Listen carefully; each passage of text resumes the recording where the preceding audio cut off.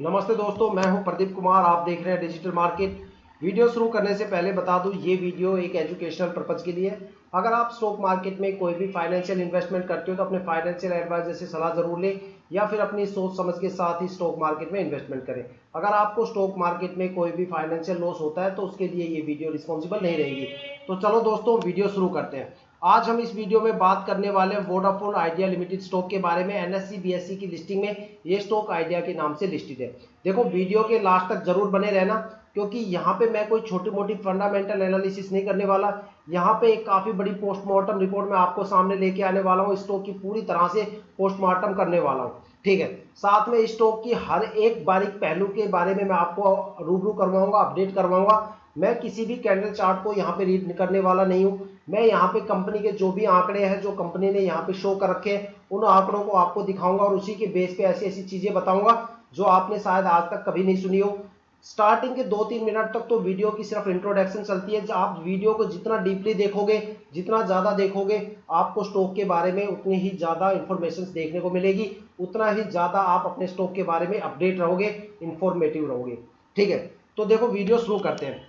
अगर हम स्टॉक के करंट शेयर प्राइस की बात करें तो 10 रुपए 66 पैसे इस टाइम करंट का जो स्टॉक का करंट शेयर प्राइस चल रहा है। साथ में जो स्टॉक है अपने एक पॉजिटिव मोमेंटम में चल रहा है, ठीक है। किसी भी टाइम अगले हफ्ते या इस हफ्ते आपको कभी भी किसी भी टाइम स्टॉक के अंदर आपको अपर सर्किट के भी दर्शन हो सकते हैं। हालांकि जो स्टॉक है पूरी तरह से पॉजिटिव मोमेंटम के साथ आगे बढ़ रहा है। जल्दी ही ये अपने अपर सर्किट की सबसे हाईएस्ट वैल्यू को यहाँ पे अचीव करने वाला है। मैं यहाँ पे कोई भी टारगेट वैल्यू नहीं बताने वाला, क्योंकि उसकी वीडियो मैंने प्रीवियस सेशन में बना दी थी।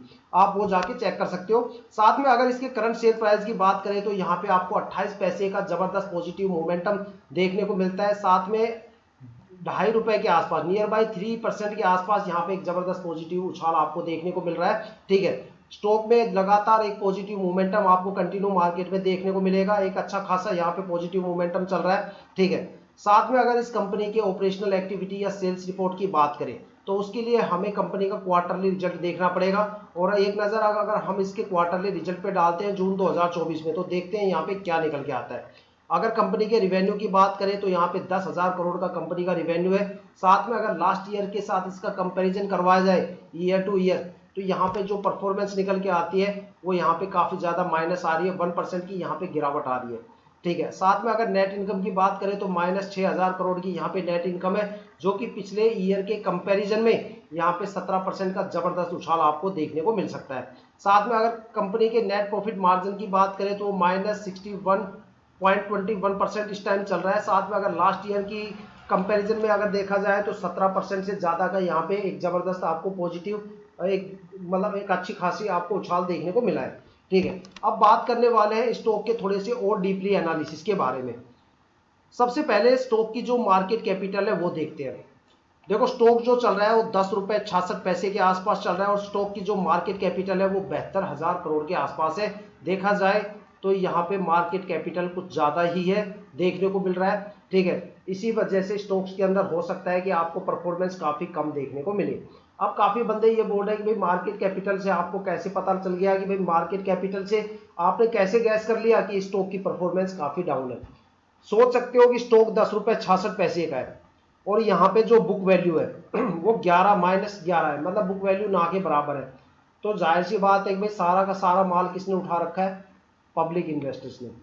जब पब्लिक इन्वेस्टर्स का रेशियो प्रमोटर्स के रेशियो से ज्यादा हो जाता है तो स्टॉक्स के अंदर जो परफॉर्मेंस होती है वो पूरी तरह से खत्म हो जाती है, ठीक है। लेकिन फिर भी हम इस वीडियो में बाकी एनालिसिस करने वाले हैं, उसमें और भी चीजें देखने वाले हैं। क्या सच में ही परफॉर्मेंस पूरी तरह से डाउन होने वाली है या अभी भी इसके अंदर कुछ जान बची हुई है, ठीक है। अब चलते हैं स्टॉक के आरओई के ऊपर, जो सबसे बड़ा मेजर की पॉइंट होता है किसी भी स्टॉक के लिए। ज्यादातर बंदों को पता नहीं होता कि भाई आरओई आखिर क्या चीज होती है। तो मैं आपको बता दूं, आरओई का मतलब होता है रिटर्न ऑन इक्विटी, कि अगर आप कोई भी इक्विटी 1 ईयर के लिए होल्ड करते हो तो उसके ऊपर आपको कितना रिटर्न मिलता है। तो यहाँ पे आपको 29 रुपए 99 पैसे, मतलब नियर बाई 30 रुपए पर इक्विटी आपको एक अच्छा खासा रिटर्न देखने को मिल सकता है। साथ में अगर बात करें इसकी आरओसी के बारे में, तो आरओसी का मतलब होता है रिटर्न ऑन कैपिटल। देखो, दोनों अलग अलग चीज होती है। रिटर्न ऑन इक्विटी अलग चीज होती है कि भाई इक्विटी पे आपको कितना रिटर्न, की मान लो जैसे कोई इक्विटी आपने खरीदी और आप उसको जैसे स्टॉक उछला, आपने प्रॉफिट बुक किया और वहां से निकल गए, तो वहां पे जो आरओई है वो 30 रुपए के आसपास है। लेकिन जो ROC है वो 17 रुपए के आसपास है। ठीक है, तो यहाँ पे आपको क्या है कि थोड़ी सी कुछ परसेंट यहाँ पे आपको जो कैपिटल है, रिटर्न ऑन कैपिटल, यहाँ पे आपको 17 रुपए 35 पैसे के आसपास देखने को मिलेगा। ठीक है, साथ में अगर स्टॉक की फेस वैल्यू की बात करें तो फेस वैल्यू क्या चीज़ होती है वो मैं आपको बताता हूँ। इन केस ऑफ भी कंपनी कभी डिलिस्ट हो जाती है या कंपनी बर्बाद हो जाती है, कंपनी का दिवाला निकल जाता है, ठीक है, और आप किसी भी केस कारणवश अगर आपने अपने शेयर को बेच नहीं पाते और आपकी सारी इक्विटी जीरो हो जाती है, तो उस केस में आपको एज ए रिकवरी क्या मिलेगा? तो यहाँ पे कंपनी आपको रिकवरी पे 10 रुपए जो फेस वैल्यू है वो देगी। चाहे आपने ये शेयर खरीदा हो 50 रुपए पे, 100 रुपए पे या 500 रुपए पे, लेकिन आपको यहाँ पे 10 रुपए पर शेयर एज ए रिकवरी आपको देखने को मिलेगी। इससे ज्यादा रिकवरी आपको यहाँ नहीं मिलेगी। चाहे आपने शेयर ये 50 रुपए पे ही क्यों ना खरीदा हो, लेकिन 10 रुपए पे ही आपको यहाँ पे रिकवरी पर शेयर आपको देखने को मिलेगी। अब बात करने वाले हैं स्टॉक के शॉर्ट टर्म और लॉन्ग टर्म रिटर्न के बारे में। अगर देखा जाए तो यहाँ पे अगर आप स्टॉक को 1 वीक के लिए होल्ड करते हो तो यहाँ पे आपको 2% के आसपास रिटर्न देखने को मिलता है। अगर स्टॉक को आप 1 मंथ के लिए होल्ड करते हो तो यहाँ पे आपको 33% का रिटर्न देखने को मिलता है। अगर स्टॉक को आप 3 मंथ के लिए होल्ड करते हो तो यहाँ पे आपको देखो 1 मंथ में यहाँ आपको कोई भी रिटर्न देखने को नहीं मिल रहा है, एक मतलब एक तरह से आप लॉस ही लेके जाओगे। अगर स्टॉक को अगर आप 3 मंथ के लिए होल्ड करते हो तो यहाँ पे आपको भी कोई मतलब अच्छा कोई भी रिटर्न देखने को नहीं मिल रहा। देखा जाए तो यहाँ पे 1 मंथ में कोई भी आपको रिटर्न देखने को नहीं मिल रहा, 3 मंथ में भी कोई रिटर्न नहीं है, 6 मंथ में भी कोई रिटर्न नहीं है, 9 मंथ में भी कोई रिटर्न नहीं है, 1 ईयर पे भी कोई रिटर्न नहीं है, 2 ईयर में यहाँ पे आपको 16% का रिटर्न देखने को मिल रहा है, 3 ईयर्स में भी यहाँ आपको कोई रिटर्न देखने को नहीं मिलेगा। और अगर बात करें 4 ईयर्स की तो यहाँ पे आपको एक छोटा सा रिटर्न, देखा जाए 4 साल का यहाँ पे होल्डिंग करोगे, इतनी होल्डिंग करने के बाद आपको यहाँ पे 3% का रिटर्न देखने को मिल रहा है। साथ में अगर 5 ईयर की होल्डिंग की बात करें तो यहाँ पे आपको 88% का रिटर्न देखने को मिल रहा है। अब सोचो कि 5-5 साल तक अगर आप होल्ड करोगे और फिर वहां पे 88% का रिटर्न, इससे अच्छे तो काफी स्टॉक से मार्केट में जो 5-5 साल में एक अच्छा खासा रिटर्न दे रहे 90% का, या फिर ऐसे भी स्टॉक मैंने दिखाए हैं पिछली वीडियो में जो कम से कम 1400, 1500, 2,000% यहाँ पे रिटर्न दे रहे हैं। तो जो मैंने पहले कहा था कि भाई स्टॉक के अंदर आपको रिटर्न नहीं है, वो चीज मैंने इसकी मार्केट कैपिटल वैल्यू और इसकी जो बुक वैल्यू है उससे निकाल के बता दिया। अब देखो ज्यादातर बंदों को बुक वैल्यू का नहीं पता होता, बुक वैल्यू बताता हूँ क्या चीज होती है।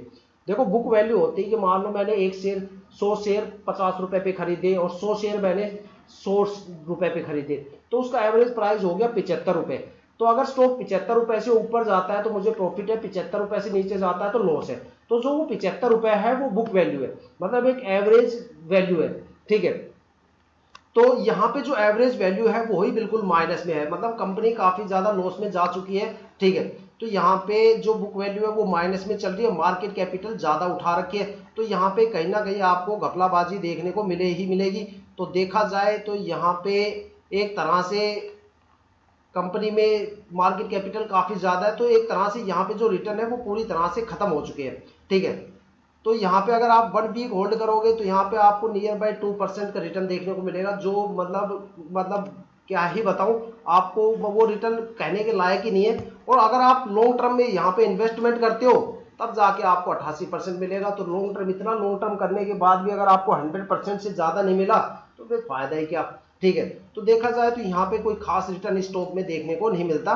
ठीक है, साथ में अगर इसके होल्डिंग पैटर्न्स की बात करें, शेयर होल्डिंग पैटर्न की बात करें, तो यहाँ पे जो प्रमोटर्स की होल्डिंग है वो सबसे ज्यादा है। ठीक है, अगर पिछले साल की यहाँ पे अगर देखी जाए रिपोर्ट, पिछले साल प्रमोटर की होल्डिंग तो यहाँ पे 48.91% के आसपास है, और इस साल तक आते आते यहाँ पे हर साल होल्डिंग के अंदर थोड़ी थोड़ी गिरावट आ रही है हर क्वार्टर में, और इस साल तक आते आते जून 2024 में यहाँ पे काफी ज्यादा गिरावट हो गई और होल्डिंग जो रह गई यहाँ पे 37.17% के आसपास आके खड़ी हो गई है। मतलब यहाँ पे लगातार जो प्रमोटर्स की होल्डिंग है वो गिरती जा रही है। और अगर बात करें हम DII के बारे में, तो DII की होल्डिंग अगर लास्ट ईयर की बात करें तो यहाँ पे आपको 2.5% की नियर बाई, 2.25% की नियर बाई आपको देखने को मिलती है। जो क्वार्टर टू क्वार्टर बढ़ते बढ़ते यहाँ पे अगर इस साल देखा जाए तो यहाँ पे काफी ज्यादा यहाँ पे DII की होल्डिंग बढ़ गई है। ठीक है, देखा जाए तो यहाँ पे 3-4% के आसपास होल्डिंग काफी ज्यादा बढ़ गई।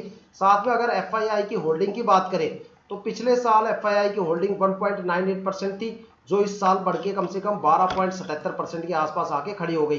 तो यहाँ पे एफआईआई की होल्डिंग भी काफ़ी ज़्यादा बढ़ गई। और अगर देखा जाए पब्लिक इन्वेस्टर्स, तो यहाँ पे जो पब्लिक इन्वेस्टर थे लास्ट ईयर वो 14.5% के आसपास थे, जो इस साल बढ़ के कम से कम 20% के आसपास आके खड़े हो गए।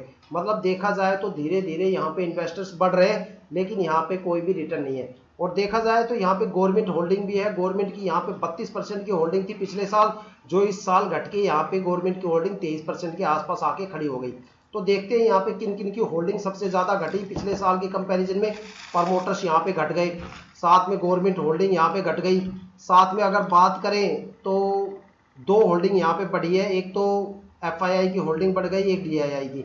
एफआईआई की होल्डिंग मैं बता देता हूँ कि एफआईआई क्या होता है। जितनी भी फाइनेंशियल कंपनी और म्यूचुअल फंड होते हैं वो सारे एफआईआई के अंदर आते हैं। कुछ इक्विटी ऑनलाइन सेल आउट की जाती है, कुछ इक्विटी ये पेपर वर्क के थ्रू, जैसे बॉन्ड बना दिए, म्यूचुअल फंड बना दिए, इस तरीके से फाइनेंशियल कंपनियां बैंक के थ्रू इस इक्विटी को सोल्ड आउट करती है, ठीक है, कस्टमर्स को। तो आप मान लो अगर कोई भी स्टॉक बैंक से जाके परचेज करते हो तो वो आपको पेपर वर्क के ऊपर आपको इक्विटी देंगे, ठीक है, चाहे वो म्यूचुअल फंड हो, एफडी हो, या किसी भी फॉर्म में हो सकता है। तो वो सारा कॉन्सेप्ट एफआईआई का होता है। तो यहाँ पे जितनी भी कंपनियां होती है वो सारी फाइनेंशियल या बैंकिंग कंपनियां होती है जो एफआईआई की लिस्टिंग में आती है, और इसको कंट्रोल करता है रिजर्व बैंक ऑफ इंडिया, ठीक है, कि किस स्टॉक में इसकी कितनी कितनी होल्डिंग होनी चाहिए, उसका रेशियो यहाँ पे रिजर्व बैंक आरबीआई इसको हैंडल करता है, ना कि सेबी इसको हैंडल करता है, इसको सिर्फ आरबीआई हैंडल करता है, ठीक है। तो ये था अब तक की होल्डिंग का पैटर्न। तो देखा जाए तो होल्डिंग पैटर्न तो काफ़ी सही है, जो यहाँ पे इन्वेस्टर्स है वो काफ़ी कम है, ठीक है, लेकिन यहाँ पे गवर्नमेंट होल्डिंग लगातार घट रही है, साथ में प्रमोटर भी घट रहे हैं। किसी कंपनी के अंदर अगर प्रमोटर घट रहे हैं और गवर्नमेंट होल्डिंग अगर हट रही है, धीरे धीरे घट रही है, तो जाहिर सी बात है कि भाई उस स्टॉक में कोई ना कोई गड़बड़ तो चल ही रही है, क्योंकि यहाँ पे लोग काफ़ी टाइम से मतलब होल्ड करके बैठे और यहाँ पे रिटर्न कोई है नहीं। तो धीरे धीरे करके प्रमोटर्स यहाँ से निकल रहे हैं। देखो अचानक तो प्रमोटर निकलेंगे नहीं, क्योंकि उनके एग्रीमेंट या फिर शायद कोई बॉन्ड वगैरह ये साइन करते होंगे कंपनी के साथ, क्योंकि अगर प्रमोटर ही भाग गए तो कंपनी तो वैसे रोड पे आके खड़ी हो जाएगी, ठीक है। तो यहाँ पे गवर्नमेंट होल्डिंग और जो प्रमोटर होल्डिंग है वो धीरे धीरे घट रही है, ठीक है। बाकी अगर देखा जाए तो यहाँ पे एफआईआई और डीआईआई यहाँ पे बढ़ रही है, लेकिन इनकी कोई गारंटी नहीं कभी ये गायब हो जाए। इनका ऐसा होता है, देखो प्रमोटर तो फिर भी एक साल से दूसरे साल में यहाँ पे थोड़ा बहुत आपको घटते हुए नजर आएंगे, लेकिन एफआईआई और डीआईआई का तो बड़ा खतरनाक सीन है। एक क्वार्टर से दूसरे क्वार्टर चेक करोगे तो अचानक काफी ज्यादा घट जाती है। अगर इस क्वार्टर से इस क्वार्टर में देखो काफी ज्यादा फर्क पड़ गया। यहाँ से 2.25 से ये 3% के आसपास आ गए, 3% से सीधे 5.5 चले गए, और 5.5 से सीधा 7.5 हो गए। तो ऐसे ही ये घटती है जब काफी स्पीड से घटती है। अगर ईयर टू ईयर की बात करें तो देखो इस साल जो एफआईआई की जो होल्डिंग है वो 12% के आसपास है, मतलब 12.77% के आसपास है। लेकिन पिछले साल की बात करें तो यहाँ पे 1.98% के आसपास है।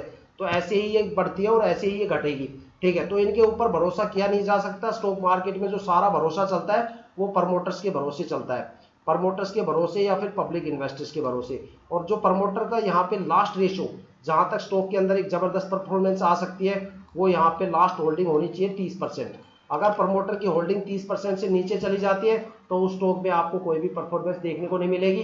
विकास इकोटेक स्टॉक को आप चेक कर सकते हो, उसमें 90% होल्डिंग है पब्लिक इन्वेस्टर्स की और 10% होल्डिंग है वहां पे प्रमोटर्स की। इस वजह से उस स्टॉक्स के अंदर लगातार गिरावट हो रही है, क्योंकि वहां पे सारा का सारा कार्यभार अब पब्लिक ने संभाल लिया, ठीक है। और पब्लिक में क्या होता है कि एक सीधा सा बिहेवियर होता है कि लॉन्ग टर्म के लिए वहां पे लोग ज्यादातर होल्ड करते नहीं, वहां पे इंट्राडे खेलते हैं, ज्यादातर पब्लिक इंट्राडे की शौकीन होती है।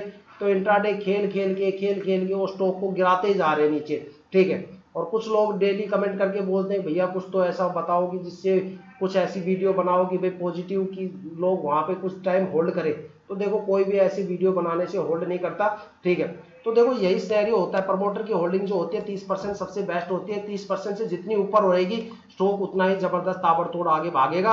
अगर 30% से नीचे है तो स्टॉक लगातार एक गिरावट का सामना करेगा, ठीक है। तो देखो दोस्तों ये थी अब तक की आइडिया स्टॉक के बारे में सबसे बड़ी अपडेट और सबसे बड़ी और सबसे एक्सपर्ट लेवल की एनालिसिस।